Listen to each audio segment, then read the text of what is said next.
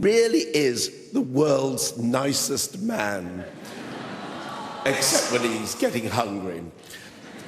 Let's look at some of his work over the years. This man is no ordinary man.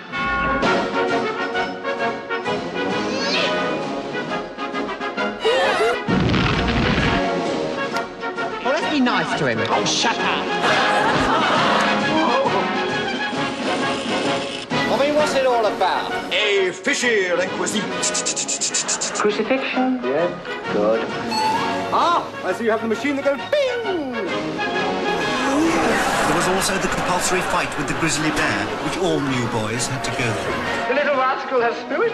I'm going to kill you. Nobody I know has ever worked on a Hollywood movie before. Nervous.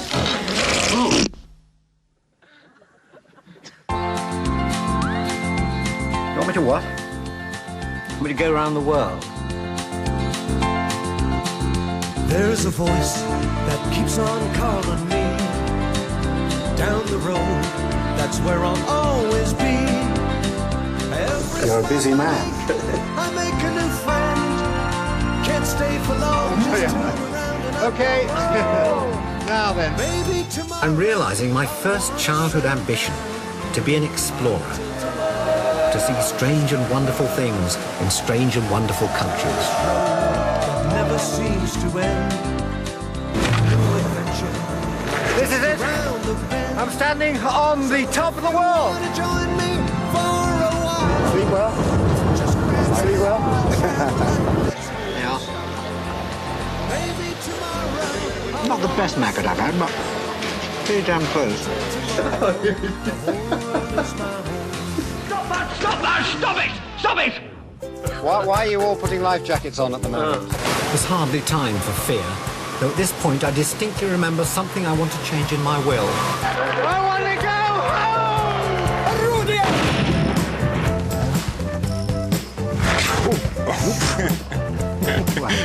home! Did he get you?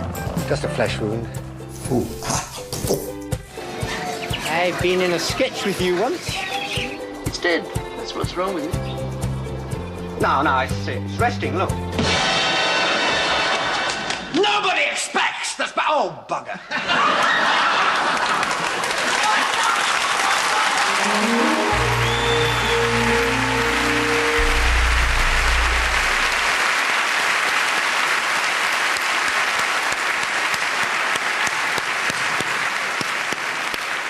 Ladies and gentlemen, it gives me great personal pleasure to present the Bafta Fellowship for 2013 to my dear friend, Michael Palin.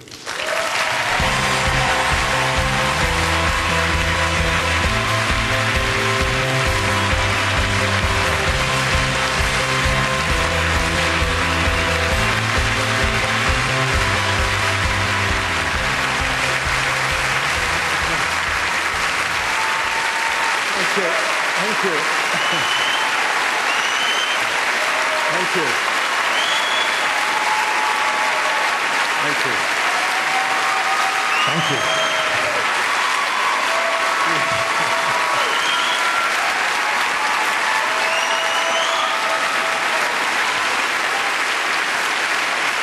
Thank you.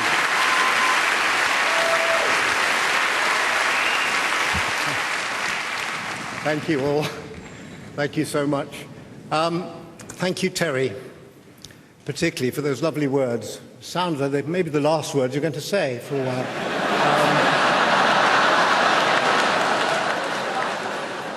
Actually,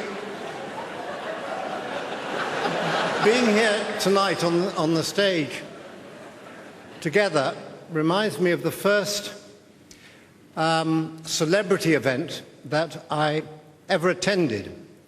And it was with Terry, and it was a very long time ago. It was 1967. Terry had a basement flat in Lambeth, where we used to go and write sketches for anyone who'd buy them. And the council heard about this. They heard about the fact there were two writers for David Frost living nearby and asked us if we would like to be the first two people to use the new toilets that had been erected in Lambeth Walk. OK, well, it wasn't Madison Square Gardens, but it was an offer. So Terry and I went along duly with the mayor to be the first two people to use the toilets. We were shown in. We stood at the urinals on either side of the mayor, whilst the band outside played the Dam Busters March, I think. I'm not sure about Terry. I certainly didn't contribute much to the occasion. Nothing that would test the facilities in any way. So there we were. People asked where Python get their ideas. And, but now from Lambeth Walk public toilets to the Royal Festival Hall. Quite a journey, as they say in showbiz. This is a fantastic honour, which I feel deeply unworthy, but it is a great honour. My friend Neil Innes created a wonderful character of a folk singer, and before he started his act used to say, "I've suffered for my art, now it's your turn." But here I am accepting an award of a fellowship from Bafta for basically thoroughly enjoying myself for the last 48 years. And I feel sort of slightly guilty about that. I mean, it hasn't always been easy. I remember when we were filming Himalaya and we were going up the Annapurna Trail and I had altitude sickness and felt totally exhausted and we were about to go up a very steep flight of steps up a path, and I noticed at the top two European women who looked down. One nudged the other and pointed at me, and I thought, oh God, but I pulled myself up my full height, tried to look the best I could, walked up those terrible steps as best I could, walked by, even gave a gracious little wave as I went. And as I went by, I heard one of the women say to the other, "Oh my God, it's Eric Idle." A story somewhat countered by the fact that John Cleese told me that he once got a free out-of-hours journey to the Statue of Liberty and back. And when he came back, he thanked the man profusely, and the man said, "No problem, just keep on making those travel documentaries." So, whoever I am, thank you. And thank you for this award. I'd really like to thank all the people I've worked with, well, most of them, over the last 48 years. But that would take several days. So if I may, I just want to thank one or two people who have been absolutely crucial to my professional life. One of them is a man called Robert Hewison. I met on the first day of my first term at Oxford. And Robert persuaded me, a shy boy from Sheffield, that not only was I very funny, but I could be publicly funny as well as privately funny. And he got together a little cabaret act for the pair of us, which was the first time I ever stood before an audience. The first gig I remember he got was with the Oxford University Psychological Society Christmas party. There was absolutely no reaction at the end. But they loved it.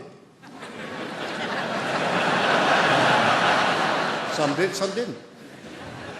I'd also like to thank a man called Ken Stevenson, who was a producer, BBC Manchester. And sadly, Ken died last year, but Ken it was who plucked me from the fame of comedy to the relative obscurity of great railway journeys documentaries. He saw in me the chance, someone who could possibly present a television documentary. And I did one of the great railway journeys, and thanks to Ken seeing my abilities there, 7 years later, the BBC approached me to do Around the World in 80 days.